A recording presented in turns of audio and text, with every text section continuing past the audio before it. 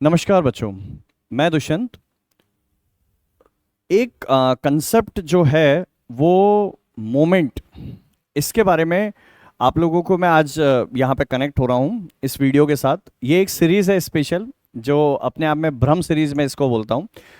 इसके पीछे रीज़न सिर्फ इतना सा चल रहा है कि जो छोटे छोटे कंसेप्ट्स हैं जहाँ स्टूडेंट्स कन्फ्यूज़न में आ जाते हैं, जिनको क्लियर है बहुत अच्छी बात, जिसको नहीं है ये स्पेशली उनके लिए है, ताकि आप लोग क्लियर रहो कि मोमेंट क्या होता है, कैसे उसको टेक केयर किया जाता है और क्या उसका इफेक्ट है।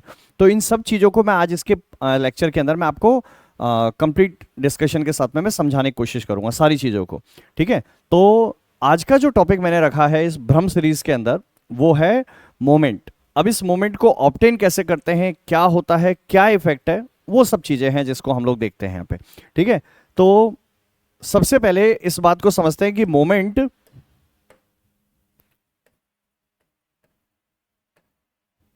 ठीक है, ये अपने आप में दो तरह का फ्रेम होता है। दो तरह का फ्रेम मतलब एक होता है जिसको हम लोग बोलते हैं एक्शन फ्रेम, और दूसरा होगा जिसको बोलते हैं रिएक्शन फ्रेम। ठीक है, तो एक्शन और रिएक्शन ये न्यूटन्स के थर्ड लॉ पे बेस्ड है जो हम लोग ऑब्टेन करते हैं। ठीक है, तो अब हमें ये तो पता है कि भाई मोमेंट की कहानी को जो हम लोग पढ़ेंगे उसमें एक्शन और रिएक्शन दोनों ही है जिसका जिक्र हमें करना है। अब ये एक्शन रिएक्शन क्या होता है, इसको एक सीधे सिंपल से एग्जांपल के साथ समझाता हूं। जैसे अगर मैं कहता हूं कि मैंने किसी भी एक सरफेस के ऊपर अगर वहां पर एक बॉल लिया और उसको जोर से पटक दिया, तो ये मैंने एक्शन किया है। और वो जो सरफेस थी, अब उस सरफेस पे सपोज वो स्टील बॉल थी, तो जो सरफेस थी वो सरफेस डैमेज हो गई उसके चलते। तो मटेरियल क्या होगा, या जो सरफेस क्या है वो क्या होगी, डैमेज हुई। तो ये उसका रिएक्शन है जो हमें वहां पे दिखाई दे रहा है। ठीक है, तो एक सीधा सिंपल सा थ्योरी होता है कि जो भी कोई अप्लाइड फोर्स होता है वो कंसिडर किया जाता है एक्शन फ्रेम में, और जिस चीज के ऊपर वो इफेक्ट दिखाई देता है वो कहलाता है रिएक्शन फ्रेम में। तो इसको हम लोग बोलते हैं मटेरियल फ्रेम में। ठीक है, तो ये मटेरियल के बेसिस पे इसे ऑब्टेन किया जाता है। अब यहां आपका एप्लीकेशन है और ये मटेरियल के बेसिस पे हमें अप्लाइड होता हुआ दिखाई देता है। अब इन दोनों के चलते हमें ये तो समझ में आता है कि यार एक्शन में हम लोग बस सिर्फ और सिर्फ चीजों को अप्लाई कर सकते हैं। ठीक है, और मटेरियल है जो कि उसको रेजिस्ट करता हुआ हमको दिखाई देगा।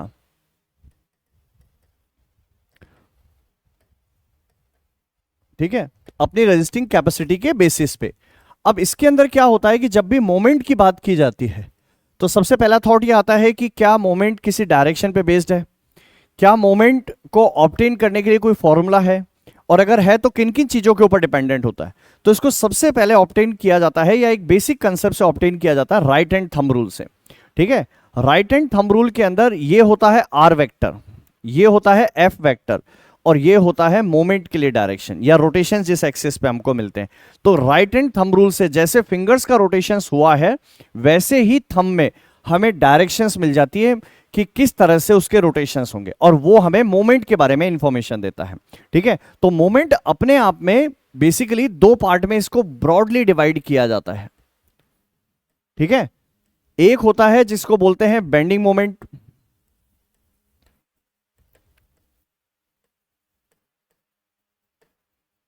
और एक एक होता है जिसको बोलते हैं टॉर्शनल मोमेंट। और दोनों को ही ऑब्टेन करने के लिए मोमेंट को जब ऑब्टेन किया जाता है तो उसका जो फॉर्मूला मिलता है वो आर वेक्टर और एफ वेक्टर इस तरह से ऑब्टेन करते हैं राइट हैंड थंब रूल से। ठीक है, तो राइट हैंड थंब रूल से इसे ऑब्टेन करने के बाद में ही हमें मोमेंट के बारे में इंफॉर्मेशन मिलती है। ठीक है, वो डायरेक्शन है जो हम लोगों को यहां पे मिल जाता है। अब हम लोग ये कहते हैं कि बेंडिंग मोमेंट और टॉर्शनल मोमेंट, ये जो दोनों मोमेंट हैं वो मोमेंट एक्चुअली में रिप्रेजेंट क्या कर रहे हैं। ठीक है, तो इसमें चला जाता है मेंबर्स की एक्सिस। ठीक है, ये आपको मैं कैसे समझाता हूं, जैसे सपोज ये एक चलो ये आई सेक्शन रखा भी है, इसी में समझा देता हूं, सबसे बेस्ट तो यही है। ठीक है, जैसे इस मेंबर की मैं बात करता हूं, ठीक है, ये एक अपने आप में आई सेक्शन है।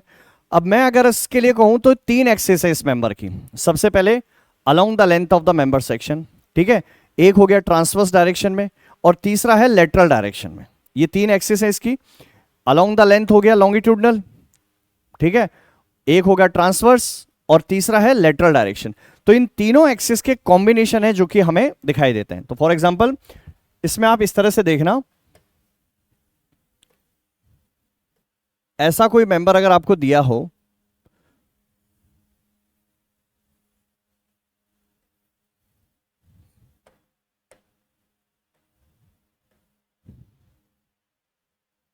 ठीक है, तो ये एक्सिस उसमें होगा लॉन्गिट्यूडनल,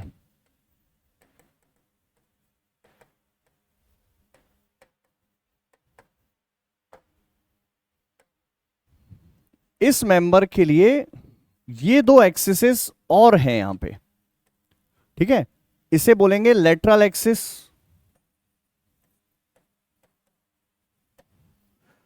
और यहां पर एक एक्सिस है जिसे बोलते हैं ट्रांसवर्स।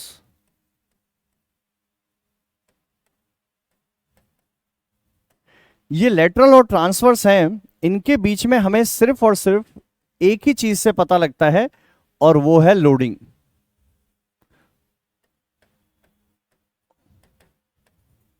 लोडिंग एक ऐसी कंडीशन होती है जो जनरेट करती है इनके बीच में डिफरेंस, कि कौन सा हमारे पास में मोमेंट जो होगा, ठीक है, कौन सा हमारे पास में जो फोर्स आ रहा है वो एक्सिस को क्या नाम दिया जाए। तो जिस एक्सिस में फोर्स आ जाता है वही हमारे पास में कहलाता है ट्रांसवर्स एक्सिस। तो ये हमारे एक्सिस की बेसिक इंफॉर्मेशन है जो हमें होना चाहिए। अब इसमें होता क्या है कि कोई भी मेंबर, अगर मैं आपसे कहता हूं कि इसमें एक्सिस अगर मैं देखूंगा तो ये जो एक्सिस हैं, सपोज मैं इनको एक्सिस के नाम दूं तो ये हो गया जेड एक्सिस। कैसे?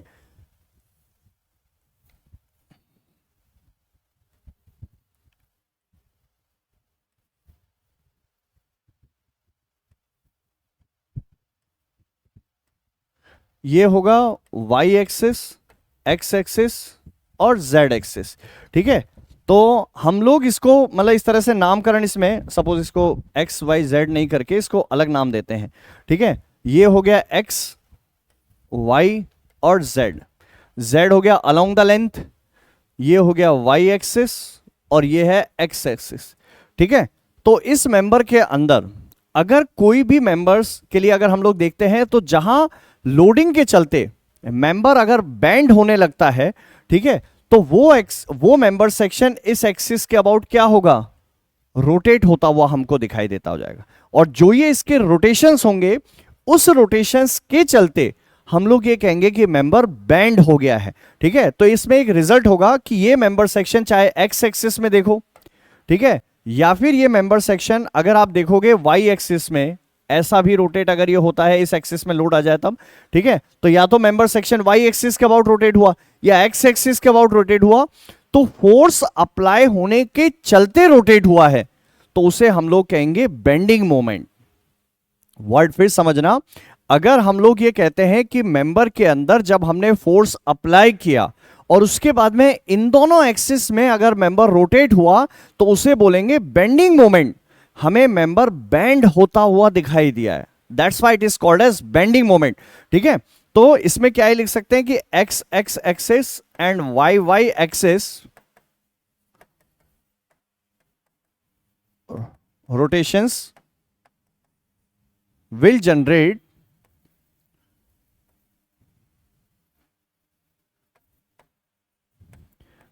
bending moment।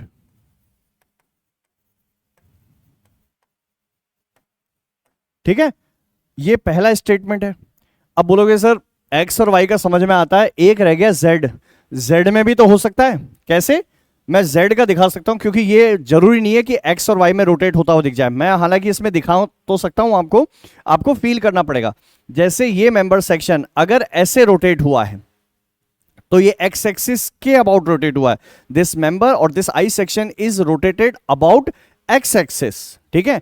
And if the member section is going to be rotate like this way, then it is called, this member section is rotated about the y-y axis, because in the given diagram we have assumed that this is the z axis, x axis and y axis, and if the member section rotates about any axis, तो उसमें rotations का हमें वो axis को पता करने के लिए हमें थंब काम में लेना होता है r क्रॉस f से। तो हम लोग क्या किया, अगर एक्स एक्सिस के लिए देखना है तो इस तरह से रोटेट करा, और वाई एक्सिस के लिए रखना है तो ऐसे रखना है, सीधा सिंपल सा समझते हैं। ठीक है, तो एक्स एक्सिस और वाई एक्सिस में ये मेंबर ऐसा है जो रोटेट होता हुआ या तो आगे की डायरेक्शन में जाएगा, नहीं तो नीचे जाएगा। अगर ऐसा रोटेट हुआ तो एक्स एक्सिस के अबाउट रोटेट होगा, और नहीं तो वाई एक्सिस के अबाउट आउटसाइड द प्लेन और इनसाइड द प्लेन। अगर सपोज ये अपने आप में रोटेट ऐसे हो रहा है, ठीक है, तो रोटेट होते हुए इसकी एक्सिस कौन सी है, यहां पे, this is the Z axis, and if the member section rotate like this way, then that rotation to the member section will generate torsional moment to the section. ठीक है, तो जेड जेड एक्सिस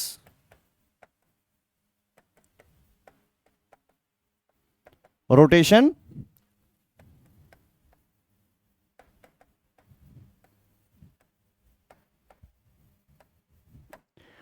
ठीक है। अब इसमें एक question रह गया कि जो भी हमने ये रोटेशंस को कंसीडर किया है, क्या ये फोर्स के अप्लाई होने के बाद ही हुआ है?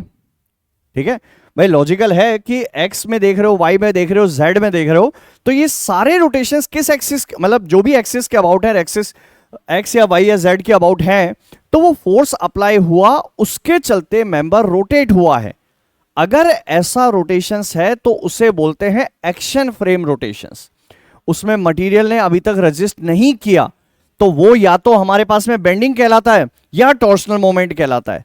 अब इसमें रह जाता है रिएक्शन फ्रेम। रिएक्शन फ्रेम का क्या मतलब है, मटेरियल कैसे रेजिस्ट करेगा, तो इसमें न्यूटन्स थर्ड लॉ काम आता है। कौन सा, एक्शन एंड रिएक्शन। अब सीधा सिंपल सा लॉजिक है कि whenever a body is subjected to any action frame और action forces, then the body will try to resist the same force in reaction frame but in opposite nature, जो भी है। ठीक है, तो हम लोग कहते हैं कि भाई एक्शन फ्रेम में अगर जैसा उसके ऊपर बिहेवियर था, तो रिएक्शन फ्रेम में उसके ऊपर अपोजिट डायरेक्शन में वहां पे रोटेशंस होते हुए हमें दिखाई देंगे। ठीक है भाई, तभी तो रुकेगा वो मेंबर, नहीं तो कैसे रुकेगा। मैं कहूं कि अगर मेरे पास में ऐसा था, मुझे धक्का लगा तो मैं आगे की डायरेक्शन में बेंड हो गया, और मेरा रेजिस्टिंग कैपेसिटी अगर सफिशिएंट होता तो मैं नहीं रोक पाता, मैं इस तरह से बेंड नहीं हो पाता। तो इसका मतलब क्या हुआ कि फोर्स लगा है इसलिए ऐसे जा रहा हूं, और अगर रेजिस्टिंग कैपेसिटी सफिशिएंट होती तो जैसा ये रोटेट हो रहा है ऐसा नहीं हो कि स्ट्रेट रहता, तो क्या बॉडी के अंदर कहीं ना कहीं पे एंटी रोटेशन कैपेसिटी आ चुकी है, राइट। और जो ये एंटी रोटेशन कैपेसिटी होती है, that is called as moment of resistance. Clear सबको कि मोमेंट ऑफ रेजिस्टेंस क्या होता है? मोमेंट ऑफ रेजिस्टेंस को जब भी ऑब्टेन किया जाता है,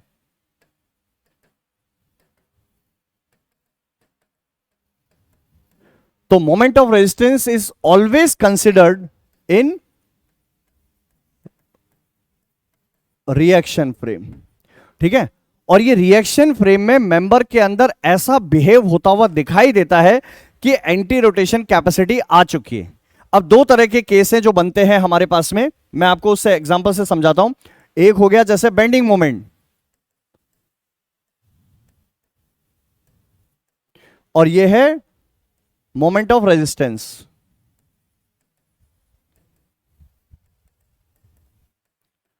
ठीक है, अब आपके पास में दो तीन केस हैं जो बनते हैं इसमें। केस वन, बेंडिंग मोमेंट ज्यादा है। ठीक है, ये केसेस हैं जो इसके अंदर बनते हुए आपको दिखाई देते हैं। मैं अगर आपसे कहता हूं कि केस वन, अगर बेंडिंग मोमेंट की वैल्यू ज्यादा है, बेंडिंग मोमेंट क्या करता है, मेंबर को रोटेट करता है, तो क्या मेंबर के अंदर रोटेशंस स्टार्ट होंगे? ठीक है, और इस रोटेशन के चलते क्या मेंबर में फेलियर होने के चांसेस हैं? ठीक है, केस टू, मैं कहूं कि मोमेंट ऑफ रेजिस्टेंस की वैल्यू ज्यादा है, ठीक है, तो उस कंडीशन में क्या होगा, नो रोटेशन। ठीक है, क्या डिजाइन सेफ हो गई? और थर्ड कंडीशन, इक्वल। ठीक है, तो इसमें भी नो रोटेशन है, इसमें भी सेफ है, तो फिर सेफ तो दोनों ही हो गए। अगर ये दोनों ही सेफ है तो अंतर क्या है फिर? अंतर सिर्फ इतना सा रह गया कि यहां पर मटेरियल को जितनी सेफ्टी की जरूरत थी वो तो मिल गया, लेकिन दोनों में से ज्यादा रेजिस्टिंग कैपेसिटी हमने किस में दिया है? केस 2 के अंदर। और अगर ज्यादा रेजिस्टिंग कैपेसिटी दिया है, इसका मतलब पैसा ज्यादा खर्च लगा होगा। ठीक है, तो यहां हमारे पास में पैसा ज्यादा दिया है हमने। ठीक है, तो ये अपने आप में एक तरह से कह सकते हो कि अनइकोनॉमिकल। ठीक है, और ये क्या हो गया? इकोनॉमिकल। तो जितना हमको जरूरत था बस उतना ही अगर हम लोग देना है, तो उसकी सबसे अच्छी सिचुएशन क्या है कि बेंडिंग मोमेंट और मोमेंट ऑफ रेजिस्टेंस जस्ट एक दूसरे के इक्वल होना चाहिए। लेकिन अगर मैं कहूं कि सेफ्टी के लिए कंसर्न हूं, पैसे के लिए कंसर्न नहीं हूं, तो उसमें मोमेंट ऑफ रेजिस्टेंस की वैल्यू हमेशा ज्यादा होना चाहिए as compare to bending moment. ये एक अपने आप में बेसिक कंसेप्ट है जो कि हम लोग अप्लाई करते हैं। और इसी के बेसिस पे अगर आपको ऐसा लगता है कि नहीं हमें ये अप्लाई करते हुए देखना है, तो उसके लिए है कि मेंबर को रोटेट करते हुए देख सकते हैं।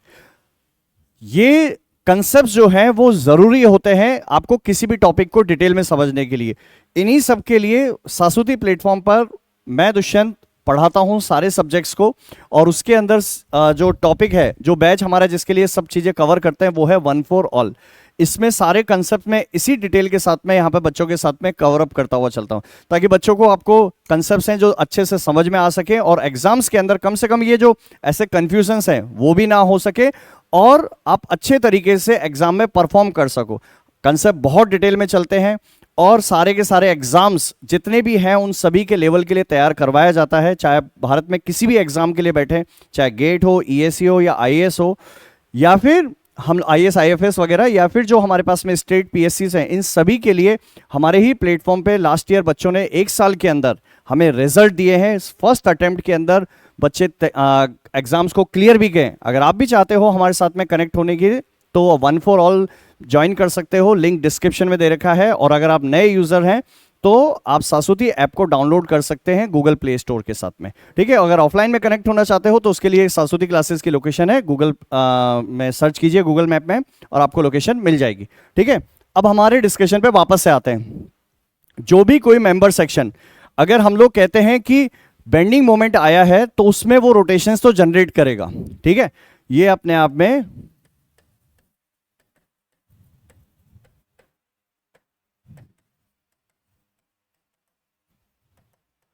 और हमें चाहिए मोमेंट ऑफ रेजिस्टेंस।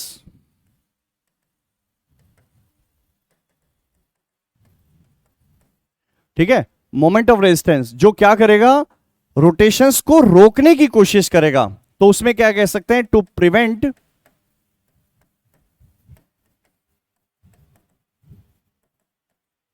ठीक है। अब क्वेश्चन ये आता है मन में कि कोई भी मेंबर के अंदर चलो फोर्स के चलते हमें रोटेट होता हुआ दिखाई दे रहा है, तो उसमें एंटी रोटेशन कैपेसिटी की जरूर जरूरत पड़ती है। तो ये एंटी रोटेशन कैपेसिटी कौन देगा हमें? कोई तो होना चाहिए मेंबर में।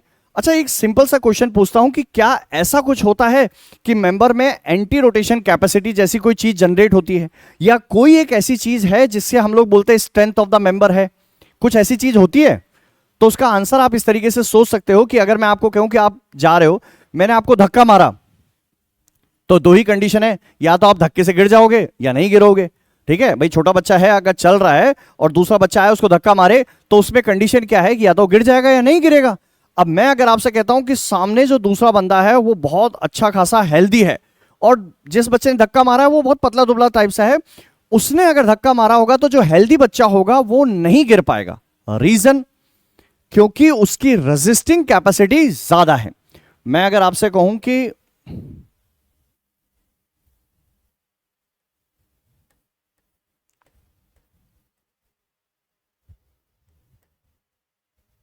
ठीक है, ये दो हमारे पास में सपोज ऐसे हैं, एक का वेट मैं कहूं 100 केजी और एक का है 20 केजी। ठीक है, दो हो गया। अब मैं कहूं कि 20 केजी वाला अगर 100 केजी वाले को पुश करता है, तो क्या इसमें डैमेज होने के चांसेस हैं? नहीं। क्यों? क्योंकि रेजिस्टिंग कैपेसिटी ज्यादा है एज कंपेयर टू जितना फोर्स इन्होंने दिया होगा उसके लिए। अब ये मैं नहीं कहता, इस बात के लिए मैं पहले बोल देता हूं कि ये नॉर्मल कंडीशंस मानिए। बोला पता चला कि साहब ये जो है ब्लैक बेल्ट है और ये कूट रहा है तो ये कूट जाएगा, मैं वैसा कोई कंडीशन नहीं लाना चाहता। ये नॉर्मल कंडीशंस के बेसिस पे दिए हुए एग्जाम्पल है, ठीक है। तो उसमें ये नहीं डैमेज हुआ, तो इसकी रेजिस्टिंग कैपेसिटी ने इसको बचा लिया। अब हवा आएगी, बहुत तेज हवा चल रही है, तो उस समय हो सकता है ये उड़ जाए, ये नहीं उड़ेगा, ठीक है। ये डिपेंड कर, अब जैसे मैं भागने की बात करूं, रोड पे अगर भागना है बहुत तेजी से, ये नहीं भाग पाएगा, ये भाग जाएगा, तो इसकी स्ट्रेंथ ज्यादा है, ठीक है। तो डिपेंड कर रहा है कि हम किस कंटेक्स्ट में किसको चेक कर रहे हैं वहां पर, ठीक है। चपाती खाने की बात करूं, ये 2 चपाती खाए, ये 20 चपाती खा जाएगा यहां पे, ठीक है। ये डिपेंड कर रहा है। अब ऐसे ही होती है रेजिस्टिंग कैपेसिटी।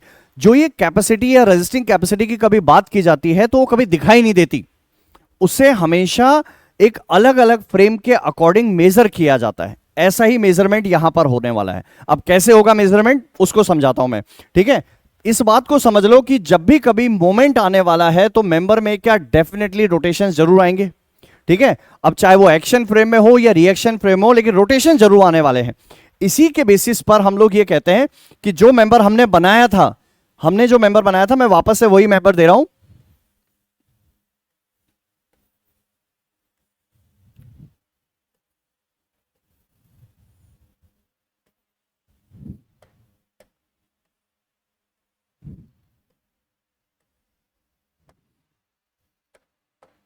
ये हो गया जेड एक्सिस,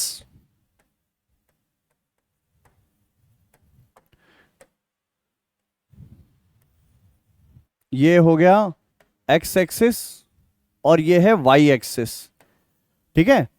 तो इसको पढ़ाने के लिए या इस मटेरियल के अंदर जो रेजिस्टिंग कैपेसिटी जनरेट हुई है, तो हम लोग ये कहें कि सपोज एक्शन फ्रेम के अंदर मेंबर एक्स एक्सिस में ऐसे रोटेट हुआ है, ठीक है। ध्यान से समझना इस बात को। अगर मेंबर ऐसा रोटेट होता हुआ दिखाई दे रहा है तो मेंबर उसको अपने आप को बचाने की कोशिश करेगा और उस समय अपने अंदर एक ऐसी रेजिस्टिंग कैपेसिटी जनरेट करेगा जिससे वो रोटेट नहीं होगा। और जब वो रोटेशन को बचाने की कोशिश करता है तो वो कैपेसिटी जो कहलाता है वही कैपेसिटी है एंटी रोटेशन की, जो इस तरह से जनरेट होगी, ठीक है। ये तो समझ में आ रहा है डायरेक्शन कैसे होने वाली है। मैं कहूं कि इसके अंदर मेंबर सपोज अगर ऐसे रोटेट हुआ है, ठीक है, तो एंटी रोटेशन कैपेसिटी जो भी जनरेट होगी वो इस तरह से जनरेट होगा, ठीक है। अब मैं अगर लास्ट इसमें अगर आपको ये डायरेक्शन दिखाऊं तो इसमें आप सोच सकते हो कि वो ऐसा कुछ जनरेट होता हुआ दिखाई दे रहा है। तो एंटी रोटेशन कैपेसिटी क्या करेगी, इस तरह से उसको रोटेट करने की कोशिश करेगी कि जिससे रोटेशन कैंसिल आउट हो जाए। मैं इसका एग्जांपल भी देता हूं। जैसे इसमें देखो, ये मेंबर अगर ऐसे रोटेट हो रहा है, ठीक है, तो ये जेड एक्सिस के अबाउट रोटेट हुआ है ऐसा, और इसकी एंटी रोटेशन कैपेसिटी इस तरह से इसको रोटेट करने की कोशिश कर रही होगी। ये जो एंटी रोटेशन कैपेसिटी जनरेट होती है, ये पूरे मटेरियल के अंदर एक हाइपोथेटिकल कंसेप्ट है जो क्रिएट हुआ, जिसको हम लोग बोलते हैं आई। इसका फॉर्मूला होता है ए आर स्क्वायर, जिसको सेकंड मोमेंट ऑफ एरिया भी बोला जाता है, वहां से जनरेट होता है। अब इसके लिए 3 एक्सिस हैं, तो मैं अगर आपसे कहूं कि कोई मेंबर अगर एक्स एक्सिस के अबाउट रोटेट हो रहा है, ठीक है, बेंडिंग मोमेंट के चलते, तो एंटी रोटेशन किस एक्सिस के अबाउट कैलकुलेट होना चाहिए, एक्स एक्सिस के अबाउट, वाई एक्सिस के अबाउट, या जेड एक्सिस के अबाउट? एक्स एक्सिस के अबाउट रोटेट होना चाहिए। तो आप कैलकुलेट करोगे आई एक्स एक्स। अगर मैं कहता हूं कि कोई भी मेंबर सेक्शन वाई एक्सिस के अबाउट रोटेट हो रहा था, ठीक है, तो वो क्या होगा, आई वाई वाई के थ्रू रेजिस्टिंग कैपेसिटी जनरेट करेगा। और अगर कोई मेंबर सेक्शन जेड एक्सिस के अबाउट रोटेट हो रहा था फोर्स लगने के चलते, तो हमें किसकी जरूरत पड़ेगी, आई जेड जेड की। अब रिकॉल करो उस डिस्कशन को जो कुछ देर पहले हुआ था। क्या आई एक्स एक्स और आई वाई वाई दोनों के दोनों अपने आप में बेंडिंग मोमेंट होते हैं? सॉरी, एक्स एक्सिस और वाई एक्सिस क्या दोनों के दोनों अपने आप में बेंडिंग मोमेंट के साथ के बेंडिंग मोमेंट के चलते रोटेट हुए थे एक्स एक्सिस और वाई एक्सिस में? जेड एक्सिस में किसकी वजह से रोटेट हुए थे? टॉर्शनल मोमेंट के चलते। तो क्या ये कह सकते हैं कि अगर मटेरियल के अंदर रेजिस्टिंग कैपेसिटी इस टॉर्शनल मोमेंट के लिए चाहिए तो किस एक्सिस के about second moment of area calculate करोगे? जेड एक्सिस के अबाउट। और अगर एक्स या वाई में बेंडिंग मोमेंट जनरेट हुआ है तो आप किसके अबाउट कैलकुलेट करोगे second moment of area? I x x और आई वाई वाई, जो एक्स एक्सिस और वाई एक्सिस के अबाउट कैलकुलेट किए गए।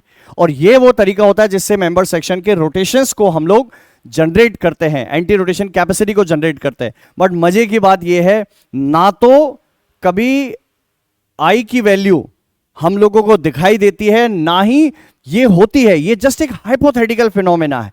इसके लिए अजम्पशन लिया जाता है ये कह के कि अगर कोई भी बॉडी कैसा भी शेप का है, ठीक है, और वो मेंबर सेक्शन जिस एक्सिस के अबाउट रोटेट हो जाता है, उसी एक्सिस को क्या कहते हैं? Neutral axis. क्या कहते हैं उसको? Neutral axis. तो ये जो न्यूट्रल एक्सिस है जिसके अबाउट मेंबर सेक्शन रोटेट हुआ है, तो एंटी रोटेशन कैपेसिटी भी इसी एक्सिस के अबाउट जनरेट होगा। बट इसके लिए अजम्पशन ले लिया जाता है, it is assumed that the member section will be converted into A small strip and that distance from the center of rotation to center of the member section is called radius of gyration, that is R, and the area of both the segments converted strip and the total area must be equal, and the final formula is converted as I equal to AR square। तो वो जो हम assumption लेते हैं, मान लेते हैं कि न्यूट्रल एक्सिस जिसके अबाउट सेक्शन रोटेट हुआ, चाहे एक्शन में हो चाहे रिएक्शन में हो, हम मान लेते हैं उसके अबाउट पूरा एरिया एक स्ट्रिप में कन्वर्ट हो गया, और जो डिस्टेंस है वो रेडियस ऑफ गायरेशन है, और वो सेकंड मोमेंट ऑफ एरिया ऐसे कैलकुलेट हुआ। ये हमारा एक अजम्पशन है, उस पे ये पूरी कैलकुलेशन है जिसको ये परफॉर्म किया जाता है। आई होप ये सारे कंसेप्ट्स आपको अच्छे तरीके से समझ में आए हो। ठीक है, आप हमारे साथ में वापस से आप एक चीज़ मैं वापस से बोल देता हूं, आप अगर हमारे साथ में ऐसे ही कंसेप्ट्स को अगर प्रिपेयर करना चाहते हैं तो सासूती प्लेटफॉर्म पे मेरे साथ में कनेक्ट हो सकते हैं। Thank you.